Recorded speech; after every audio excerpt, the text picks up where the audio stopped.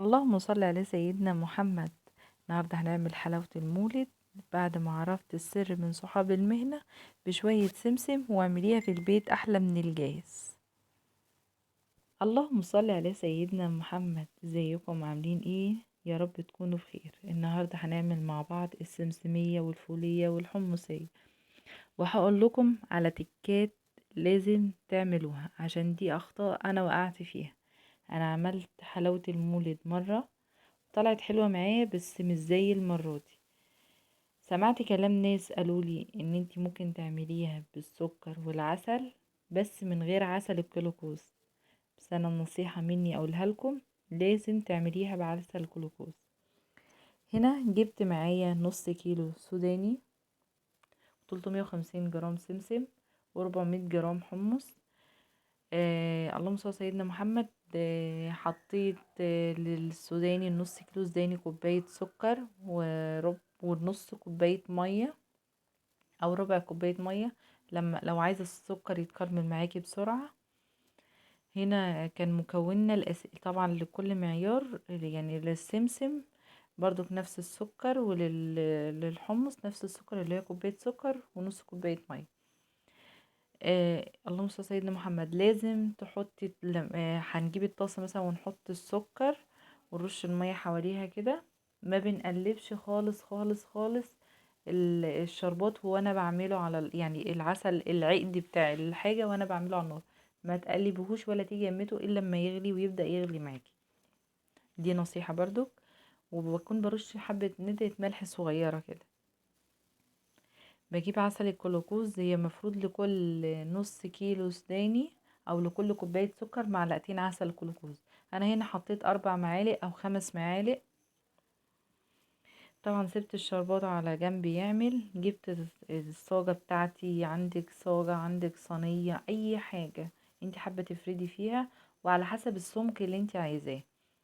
هنا دهنت الصاج من تحت زيت، وبعد كده جبت كيسة عليه نضيفة بيضة فرشتها عليه من فوق، وبعد كده دهنته من فوق زيت عشان خاطر ما يتأثرش بحرارة الحاجة لما احطها عليه. اهو هنا الشربات بدأ يغلي معايا او السكر يتكرمل. هنا بدأت اجربه في اول ما غلى، كان لسه ما عملش، كان لسه سايح خالص. قلت اختبره، انا كل شوية بختبر السكر معايا اللي بيتكرمل. طبعا هنا السوداني كنت بدفيه، والسمسم بدفيه، والحمص بدفيه، لازم ادفيه. هنا اختبرته لسه فاضل عليه شوية. هنا هاخده اختبره تاني، كنت كل شوية لازم اعمل النقطة دي، اختبره دي مية ساقعة في كوباية لازم تبقى معاكي على جنب. هنا اختبرته. هنا بقى كان هيعمل معاكي، اقولك الشربات ينجح معاكي ازاي. اول ما تحطيها في بقك وتلاقي حتة السكرية اللي مسكتيها دي تقرقش معاكي في بقك، ده يبقى كده الشربات نجح معاكي، او السكر اللي احنا بنكرمله. المكون الاساسي كمان تاني هنا معانا اللي هو بيكربونات الصوديوم او كربوناته، دي بتتجاب من عند اي عطار، رشة صغيرة خالص. ده شكل السكر اللي احنا بنكرمله، ما بيبقاش غامق يا جماعة، بيبقى فاتح، بيخلي يعني الحلاوة بتبقى فاتحة خالص مش غامقة. دي يعني انا كنت وقعت في المشكلة دي في اول مرة عملت فيها الحلاوة، كانت غامقة خالص معايا. لا المرة دي طالعة فاتحة خالص وشكلها جميل جدا يعني.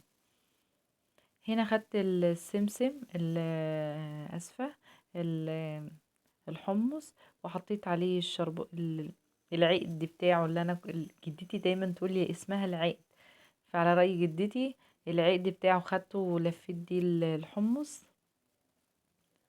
هنا بقى الكاميرا للأسف ما صورتش وانا بعمل الحمص اللي هو السمسم، فكنت عملت السمسم وحطيته في الصاج والكاميرا ما كانتش بتصور. ان شاء الله اعملها لكم مرة تانية السمسم ان شاء الله. هنا بقى بدأت بقى لما اتأكدت ان معايا الحمص بدأ يتقلب معايا كويس وبدأ اخد من العادي بتاعه كله، انزل بيه مرة واحدة على طول وافرد على طول. لو استنيتي شوية بينشف ومش استحالة تعرفي تفرديه او حتى تقطعيه. هنا السمسم اهو كنت فردته وقطعته، كان سهل جدا الحمد لله يعني. هنا حذاري، خلي بالك الحاجة بتبقى سخنة جدا، وخلي بالك اوعى يكون جنبك اطفال. هنا جبت المعلقة الخشب عشان اعمل بيها شوية، افرد ده شوية، كانت سخنة جامد جدا. وهجيب السريع بتاعي شوية.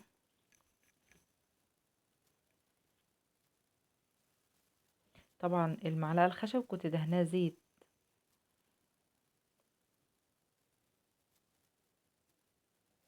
هبدأ اغطيها بالكيس كده زي ما انتوا شايفين، وهجيب السريع بتاعي وامشي بيه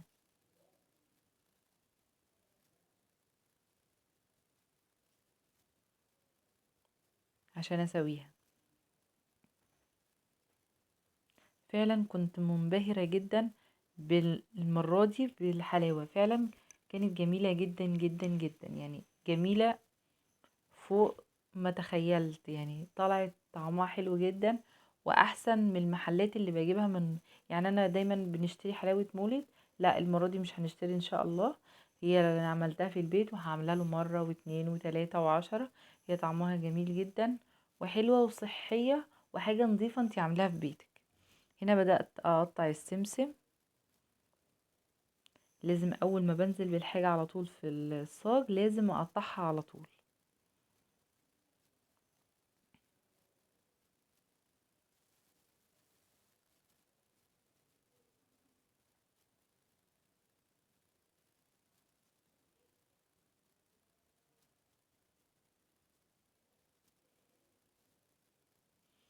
هاخد بقى بقية كمية العقد اللي انا عملتها واحط عليها السوداني. للأسف هنا برضو كنتش حضرت صينية لان انا افرد فيها الفولية. خليت ابني بسرعة دهن الرخامة كانت نظيفة مغسولة. دهنها بسرعة حبة زيت، واضطريت ان انا افرد السوداني على الرخام. وكانت أسوأ تجربة، ما تجربوهاش تاني، محدش يجربها يعني. عشان غلبتني جدا جامد جدا، وانا بقطع كمان الحلاوة بتاعت الفولية هنا بعد ما حطيتها على الرخامة. وصعب جدا تفرديها وهي على الرخامة، مش هتعرفي تفرديها. هنا بعد ما خلاص بكل الطرق فردتها على قد ما اقدر، حتة رفيعة وحتة تخينة، فخلاص مش قادرة. هنا بقى هتلاقوا صعوبة وانا بقطع، لاني انا سبتها لما نشفت وما كنتش قادرة اقطعها فعلا. بس الحمد لله تجربة حلوة. ونصيحة مني لازم تتعمل بعسل كلوكوز. صلى على النبي عليه الصلاة والسلام. طبعا كده يا حبايبي، استنى تعليقاتكم وكومنتاتكم، وهستنى الاشتراك بتاعكم، وهستنى تعملوا لي لايك.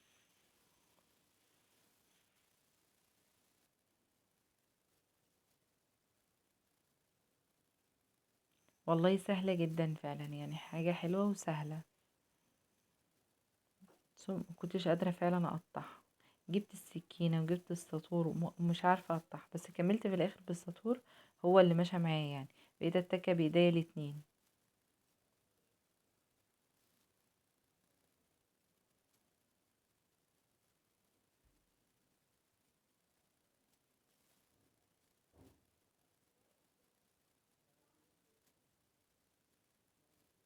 صعوبة بجد، حاجة صعبة صعبة وانا بقطعها.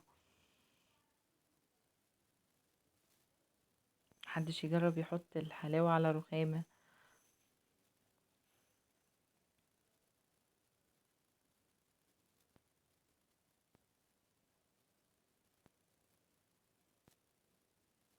هنا بعد ما خلصت التقطيع بتاعها، هنا هي السمسمية طالعة معايا جميلة وتحفة وحلوة جدا بجد يعني. ومعايا الحمصية. كنت فرحانة قوي وانا عاملاهم بجد، يعني حاسة ان انا عاملة حاجة تفرح كده. جبت الصينية بتاعتي بقى وابدأ ارص عليها الفولية والسمسمية والحمصية.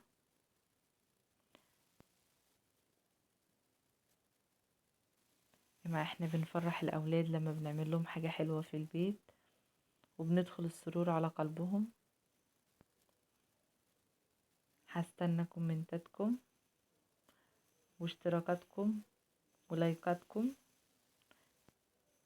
طعمها جامد وحلو فعلا، بجد والله، واحلى من الجاهز، ووفرت فلوسي. هنا جبت حته سودان السمسميه عشان اكسرها، مرضتش تتكسر، فاكلت منها حته عشان اوريكم ان هي بتتاكل بسهوله يعني. طعمها جميل جدا، وبالهنا والشفا.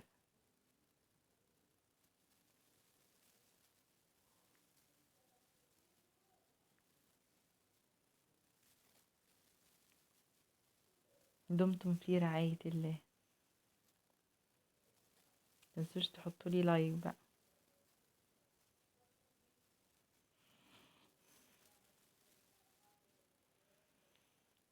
مع السلامه.